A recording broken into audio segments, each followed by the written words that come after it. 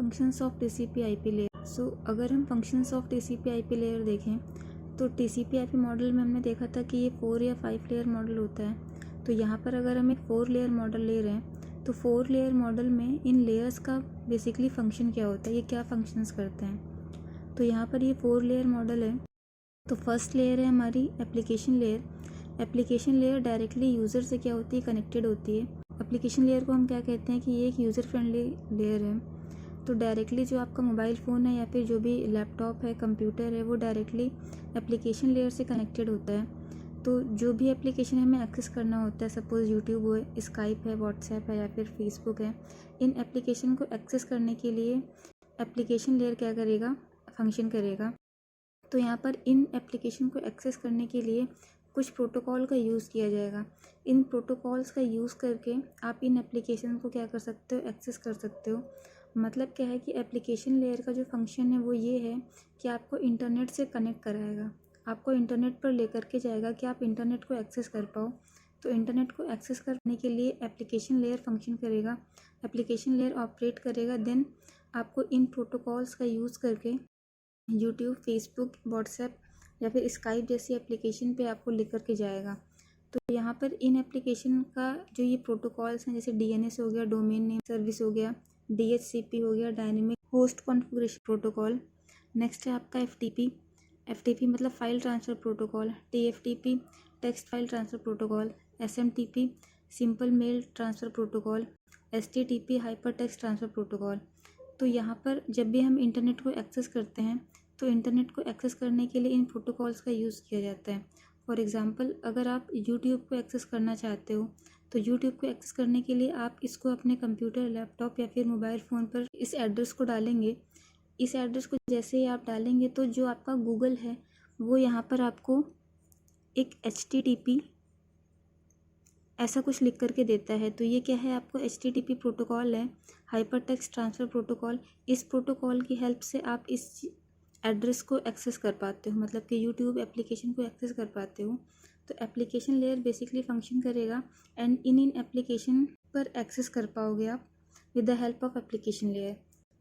तो application layer in protocols को क्या करता है, इन प्रोटोकॉल्स को फॉलो करता है। इन प्रोटोकॉल्स को फॉलो करके इंटरनेट पर यूज़र को लेकर के जाता है। नेक्स्ट अगर हम बात करें, नेक्स्ट लेयर क्या है, होस्ट टू होस्ट लेयर या फिर हम इसको ट्रांसपोर्ट लेयर भी बोलते हैं। तो होस्ट टू होस्ट लेयर का बेसिक काम क्या होता है कि ये ट्रांसमिशन को मैनेज करता है। जो भी सेंडर ने इन्फॉर्मेशन को सेंड किया है और रिसीवर उसी इन्फॉर्मेशन को क्या करे, रिसीव करे। तो एक तरीके से उन दोनों के बीच में डेटा ट्रांसफ़र को मैनेज करेगा, उसके मैनेजमेंट को देखेगा। तो यहाँ पर जो भी आपका डेटा ट्रांसफ़र होगा वो सेगमेंट के फॉर्म में होगा, मतलब कि जो भी इन्फॉर्मेशन है वो कन्वर्ट कर दी जाएगी सेगमेंट के फॉर्म में। तो यहाँ पर ये ट्रांसपोर्ट लेयर जो प्रोटोकॉल को फॉलो करेगा इन सारे काम को मैनेज करने के लिए, तो 2 प्रोटोकॉल्स को ये फॉलो करता है, एक है TCP एंड एक है UDP। TCP means transmission control protocol and UDP means user datagram protocol. तो ये जो दोनों प्रोटोकॉल्स हैं, ये दोनों ही प्रोटोकॉल्स एक नेटवर्क में यूज़ होंगे। दोनों में से एक प्रोटोकॉल ही एक ही नेटवर्क में या फिर एक डिवाइस में यूज़ होंगे। अगर TCP यूज़ नहीं हो रहा है तो ज़रूर वहाँ पर UDP यूज़ हो रहा होगा। तो ये प्रोटोकॉल्स आपके क्या हैं, ये प्रोटोकॉल्स आपके कुछ सर्विसेज को प्रोवाइड करते हैं। सपोज़ करिए कि जो TCP है वो कनेक्शन ओरिएंटेड सर्विस प्रोवाइड करता है या फिर कनेक्शन ओरिएंटेड सर्विस पे एक काम करता है। एंड UDP क्या है, ये कनेक्शन लेस सर्विस होती है। तो कनेक्शन लेस सर्विस का एक एग्जांपल है आपका UDP, मतलब कि user datagram protocol. And connection oriented service का एक एग्जांपल है TCP या फिर IP transmission control protocol. And आपका जो इंटरनेट प्रोटोकॉल है, ये दोनों ही आपके कनेक्शन ओरिएंटेड सर्विस के एग्जांपल होते हैं। तो यहाँ पर TCP transmission control protocol and internet protocol का कॉम्बिनेशन लिया जाता है, तभी हम इसको TCP IP मॉडल कहते हैं। क्योंकि यहाँ पर जो भी एक डिवाइस होगा वो इन दोनों में से किसी एक चीज़ को तो फॉलो कर ही रहा होगा, या तो TCP IP प्रोटोकॉल को फॉलो करेगा या फिर UDP प्रोटोकॉल को फॉलो करेगा। तो यहाँ पर हम देखते हैं कि कनेक्शन ओरिएंटेड सर्विस क्या होती है एंड कनेक्शन लेस सर्विस क्या होती है। इन दोनों ही सर्विसेज को समझने से पहले हम पूरी इस लेयर के फंक्शन को समझ लेते हैं। तो यहाँ पर जो आपका ट्रांसपोर्ट लेयर है वो क्या करेगा, डेटा ट्रांसमिशन के मैनेजमेंट को देखेगा मतलब कि यहाँ पर जो आपके होस्ट टू होस्ट नेटवर्क हैं उन दोनों ही नेटवर्क के बीच में कम्युनिकेशन मैनेजमेंट को देखेगा, मतलब कि एक तरीके से मैनेज करेगा। और किन किन प्रोटोकॉल्स का यूज़ करेगा, टीसीपी प्रोटोकॉल या फिर यूडीपी का यूज़ करके डेटा ट्रांसमिशन मैनेज करेगा। अब यहाँ पर नेक्स्ट लेयर है आपकी internet layer. Internet layer basically काम करती है इंटरनेट प्रोटोकॉल पे, मतलब कि किसको फॉलो करती है, ये इंटरनेट प्रोटोकॉल को फॉलो करती है। तो इंटरनेट लेयर जो है आपकी वो ओएसआई मॉडल से अगर कंपेयर किया जाए तो ये नेटवर्क लेयर ही है। तो यहाँ पर क्या होता है कि सेंडर एंड रिसीवर के बीच का जो आईपी एड्रेस है, क्या आईपी एड्रेस है, उसको इंटरनेट लेयर क्या करती है, डिफाइन करती है कि किस एड्रेस पे आपको डेटा को क्या करना है, सेंड करना है। तो सेंडर का क्या आईपी एड्रेस होगा एंड रिसीवर का क्या आईपी एड्रेस होगा, ये कौन डिसाइड करेगा, इंटरनेट लेयर डिसाइड करेगा। नेक्स्ट आपका इसका फंक्शन क्या है कि राउटिंग की प्रॉब्लम को मैनेज करेगा। राउटिंग का मतलब क्या है कि ये एक तरीके से जो डेटा ट्रांसफ़र का जो पाथ होगा उसको मैनेज करेगा कि डेटा कौन से पाथ को फॉलो करके सेंड किया जाए एंड रिसीव किया जाए। क्योंकि टीसीपी आईपी मॉडल एक ऐसा मॉडल है जो कि आपको मल्टीपल पाथ को फॉलो करने को अलाउ करता है। मतलब कि यहाँ पर डेटा या फिर नेटवर्क क्या कर सकता है, मल्टीपल पाथ को चूज़ कर सकता है। मल्टीपल पाथ में से किसी एक बेस्ट पाथ को चूज़ कर सकता है कि उन पाथ में से जो बेस्ट पाथ है उसको यूज़ करके डेटा को ट्रांसफ़र कर सकता है। तो यहाँ पर ये दो काम हो गए आपके इंटरनेट लेयर के। इंटरनेट लेयर इंटरनेट प्रोटोकॉल पर काम करती है।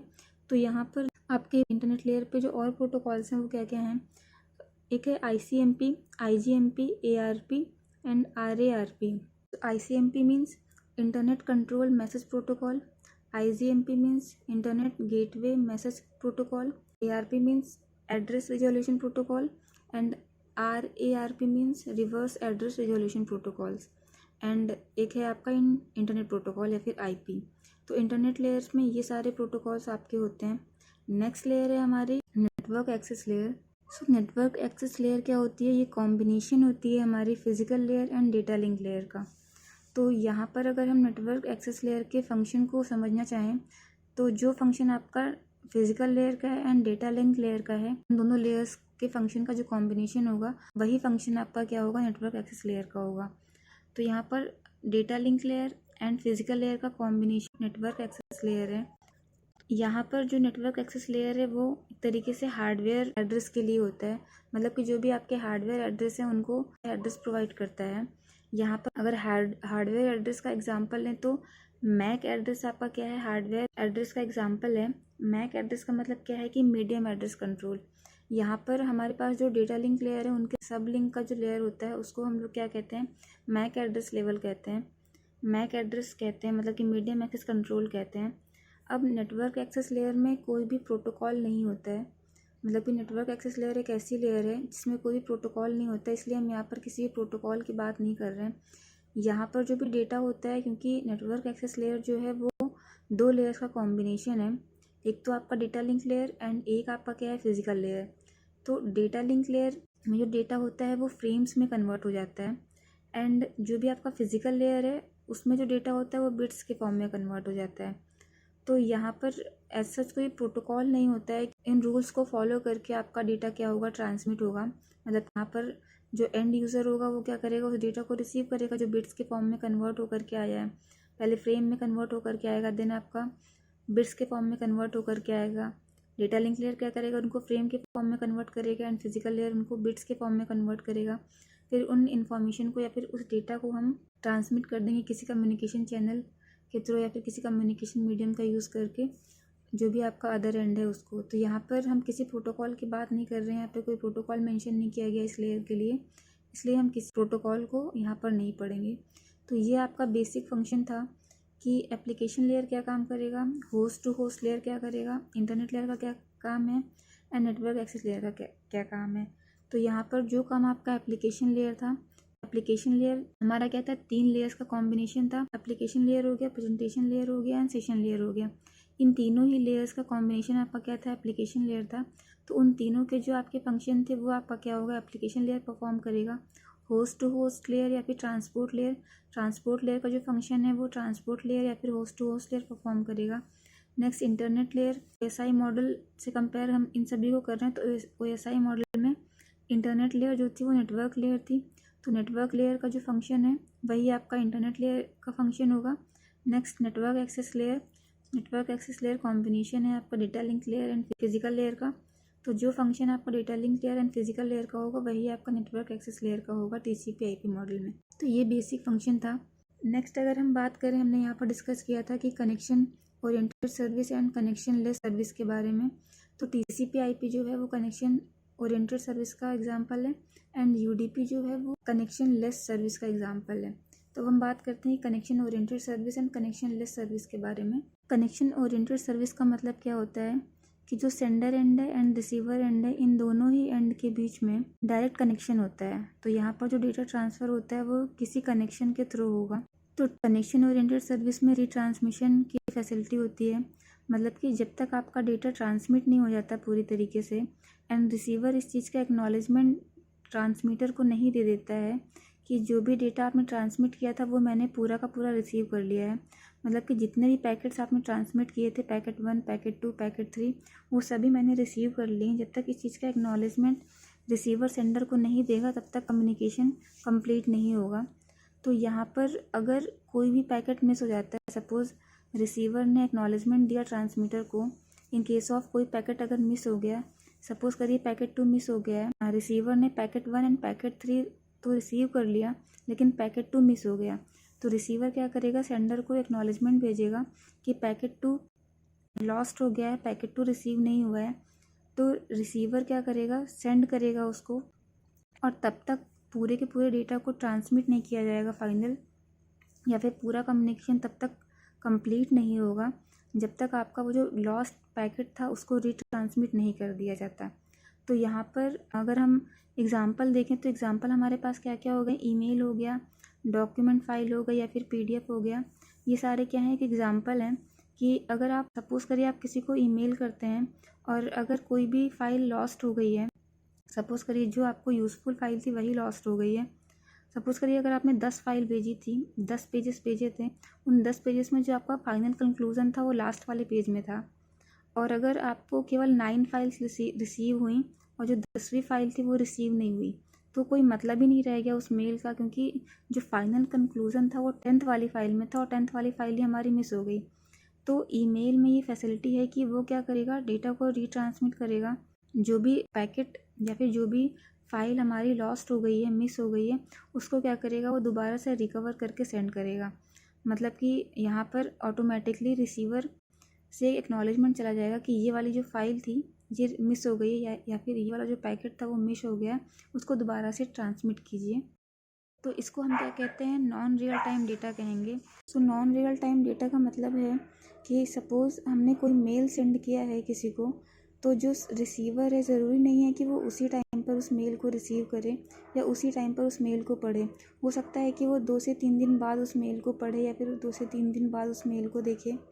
तो यहाँ पर क्या है, ये रिट्रांसमिशन की फैसिलिटी का मतलब है, या फिर नॉन रियल टाइम डेटा का मतलब है कि यहाँ पर जो डेटा को भेजा जा रहा है वो पूरी की पूरी तरीके से भेजा जा रहा है, पूरा कंप्लीट भेजा जा रहा है।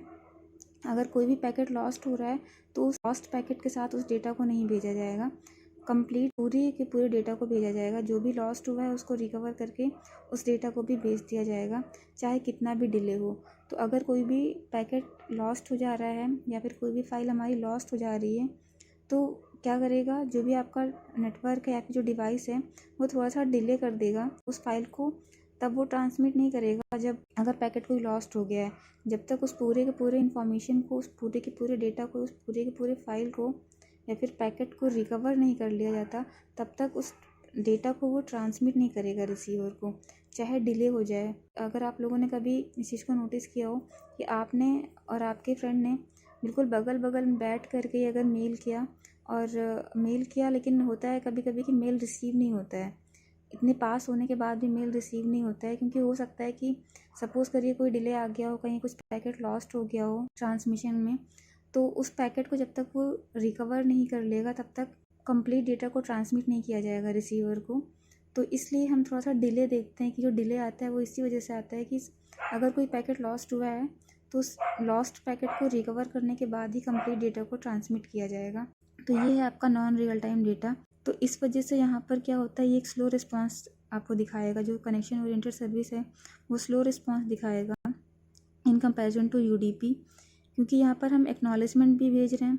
जो भी रीट्रांसमिशन का मतलब क्या है कि जब तक जो डेटा हमने सेंड किया है रिसीवर उसको कंप्लीट रिसीव नहीं कर लेता, और कम्प्लीटली रिसीव करने के बाद रिसीवर एक्नॉलेजमेंट नहीं भेज देता सेंडर को कि हमने डेटा को जो आपने सेंड किया था उसको पूरी तरीके से रिसीव कर लिया है, तब तक यहाँ पर कम्युनिकेशन कंप्लीट नहीं होगा। तो ये एक्नॉलेजमेंट भेजने में बहुत सारे फंक्शंस बढ़ जाते हैं, बहुत सारे काम बढ़ जाते हैं। तो यहाँ पर ये एक स्लो रिस्पॉन्स हो जाएगा, मतलब कितने सारे फंक्शंस अगर बढ़ जा रहे हैं तो रिस्पॉन्स कैसा हो जाएगा, स्लो हो जाएगा इन कंपैरिजन टू यूडीपी। और लेकिन ये क्या होता है, क्योंकि यहाँ पर हम एक्नॉलेजमेंट भेज रहे हैं, हम यहाँ पर देख रहे हैं जब तक हमारा डेटा पूरी तरीके से रिकवर नहीं हो जाता तब तक हम डेटा को यहाँ पर सेंड नहीं किया जा रहा है रिसीवर को। तो रिलायबिलिटी है कि जो डेटा यहाँ से ट्रांसमिट किया गया है सेंडर एंड से, वही डेटा रिसीवर को रिसीव होकर के मिलेगा पूरी तरीके से। मतलब कि जितनी फाइल, अगर 10 फाइल भेजी गई हैं तो रिसीवर को 10 फाइल ही रिसीव होगी।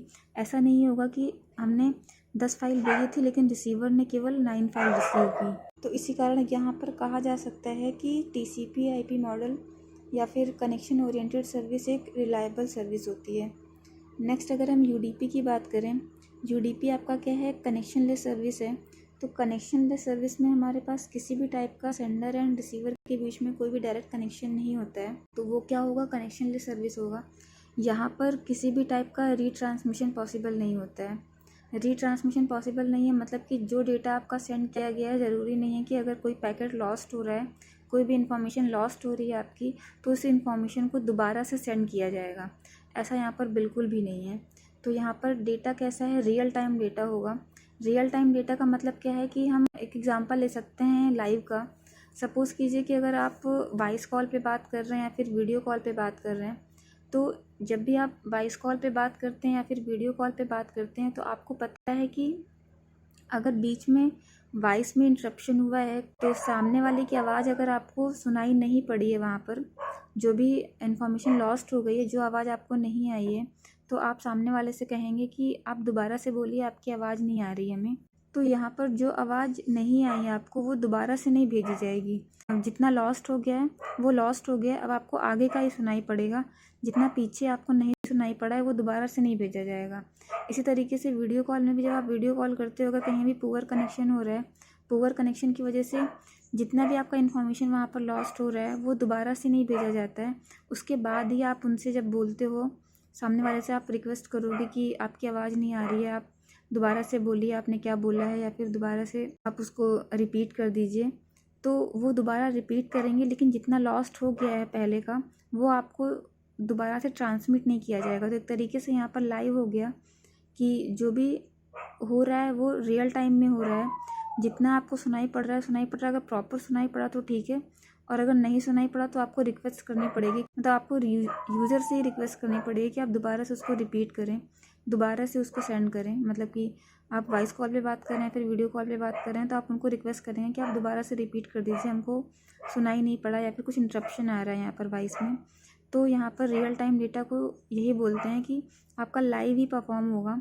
जो लॉस्ट हो जा रहा है वो लॉस्ट हो जाएगा, जो पैकेट आपके लॉस्ट हो रहे हैं, जो इन्फॉर्मेशन लॉस्ट हो रही है वो दोबारा से ट्रांसमिट नहीं की जाएगी, वो लॉस्ट हो गई तो लॉस्ट हो गई। तो यहाँ पर जो भी इन्फॉर्मेशन लॉस्ट हो रही है उसको रिकवर नहीं किया जा रहा है, कोई भी एक्नॉलेजमेंट ऐसा नहीं भेजा जा रहा है, तो हम कह सकते हैं कि आपका UDP जो है, यूज़र डेटाग्राम प्रोटोकॉल जो है, वो फास्ट रिस्पॉन्स देगा इन कंपैरिजन टू TCP, क्योंकि यहाँ पर किसी भी टाइप का एक्नॉलेजमेंट नहीं है, किसी भी टाइप की रीट्रांसमिशन नहीं है, पूरा का पूरा लाइव हो रहा है। तो जो लाइव आएगा एट द टाइम वो आपका वही आपका डेटा होगा। तो इस तरीके से यहाँ पर जो रिस्पॉन्स है वो बहुत ही फास्ट हो जाता है। लेकिन रिलायबिलिटी की बात करें तो रिलायबिलिटी ऑब्वियसली कम हो जाएगी कि जो आपका इन्फॉर्मेशन लॉस्ट हो गया है वो आपका रिकवर नहीं हो सकता है। तो आप यूज़र से रिक्वेस्ट ही कर सकते हो कि आप दोबारा से उसको रिपीट कर दीजिए। तो यहाँ पर क्या है कि रिलायबिलिटी कम हो जाती है in comparison to TCP/IP model. तो ये आपका था difference between connection oriented service and connection less service. तो कनेक्शन ओरिएंटेड सर्विस का एक एग्जांपल है आपका TCP/IP, and connection less service का जो एग्जांपल है वो है UDP। तो transmission control protocol and internet protocol दोनों ही कनेक्शन ओरिएंटेड सर्विस के एग्जांपल हैं, end user datagram protocol connection less service के एग्जांपल्स हैं।